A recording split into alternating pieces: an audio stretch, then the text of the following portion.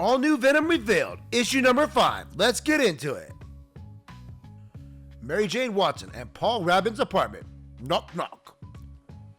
MJ, is that you? Is it over? Hang on, I'll be right there. Oh, hi. Mr. Rabin, Joe Robertson, Daily Bugle. I think we met. Mind if I come in? Sure. I was just sitting by the phone. Is this about Dylan? Because he's at school right now. At least I hope he is. If this is about the list of his... Dylan Brock. Let me guess. He made a list of all the people who Venom could be. God, he hasn't been bugging you about it, has he? He's a kid, Mr. Robertson.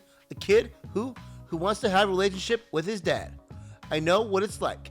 And look, just believe me when I say there are worse ways that can go. Actually, I wanted to keep Dylan out of this. I'm hoping to talk to your other half. Mary Jane, she had an appointment. Really? Herself or as Jackpot? What? I publish every story about Jackpot's career. Every photo, including those blurry shots from the before she wore a mask. I've known Mary Jane for years. I can puzzle these things out, Paul. Mary Jane Watson is Jackpot, which would make you her man in the chair, so to speak. And I suspect that between the three of us, we know who Venom is. For what it's worth, it's not me. Bruh, bruh, bruh, bruh, bruh. Spraying with your synthesized tear gas, I mean. Sleeper's in control here. Rick Jones is just the host.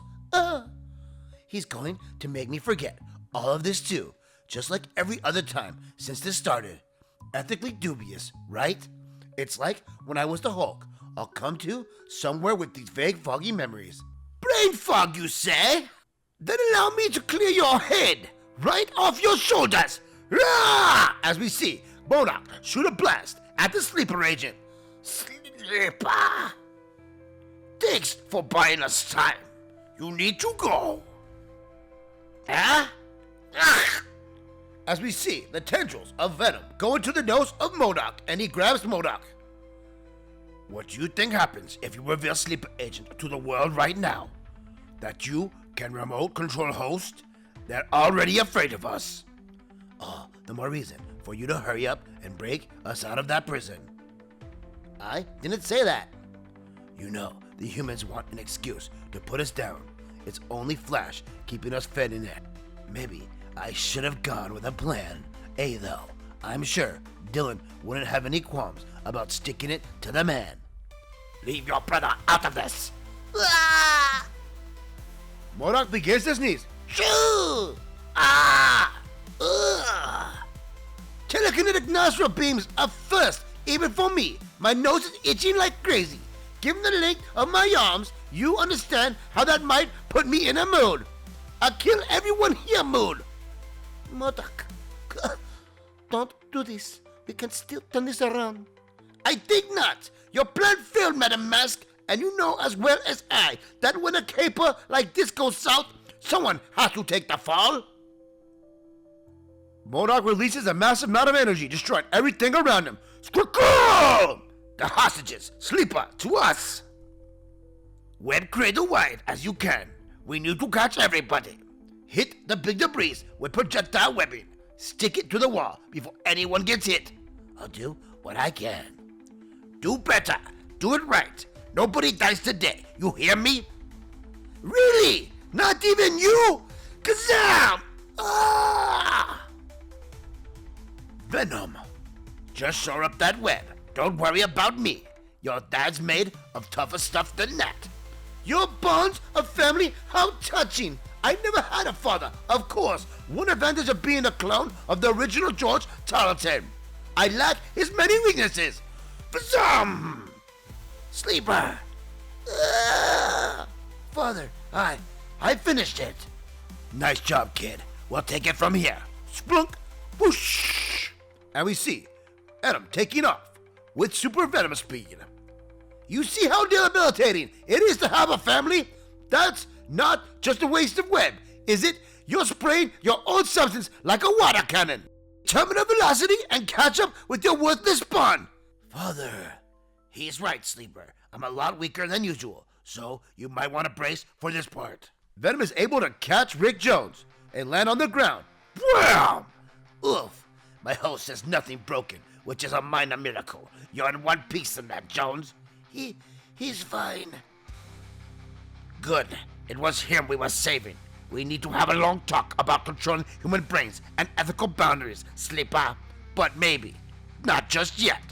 Bravo! I mean, if I could clap my hands, I absolutely would. And maybe I should. Smushing you both into a pulp with a pair of giant kinetic fists, then picking up the bones out. That would surely improve a disappointing day. Yeah, you've got a big brain and a big skull, and it does big things. But you know the only thing we see when we look at you? A big target. Huh? Split. Gah! And we see the tendril hit Modok in the face. No! Get out of my head! You alien upsupper! My mind cannot be controlled! My mind is... Your mind is very powerful, Modok. But since I can take direct control of any organic firmware housing it, that big, vulnerable hunk of brain matter, I can simply switch it off. Now go to sleep. I'll leave Modok in a nice catatonic state for the authorities. Right after, I use him to telepathically blame everyone's memory of the sleeper agent. What? You can't just tamper with people's minds like... It's already done, Father. What was the alternative? You said it yourself. It's better the world doesn't know what I can do. Rick, come here. Okay. It's bad enough that the Madam Mask knows about us. Wait, you didn't break her memory? Why not? Because she's not here, of course. She must have escaped in the confusion. Still, that's one less mind I tampered with, isn't it? You should be happy. That kid's a menace. Let's talk mind to mind for a minute, Symbiote to host. That goo just stunned from earlier. That took a lot out of me. I can barely make a web. If we don't get back to base soon, we're both going to collapse. And I don't have it in me to change my basic shape or put on any bright colors. If you want me to disguise myself, I need to rest and food. So let's not go in front of the door, okay? We keep quiet, we lay low, we eat emergency chocolate, and do you hear voices? First anyone heard of the all-new Venom was at Madam Mask's trial. Or rather when AIM arrived to kill her. Right, and there were 4 people who were there for that and not there then when Venom arrived. Dylan's suspect list. You, Luke Cage, Rick Jones, and Madam Mask herself. Really? 4 people? That was Dylan's entire list?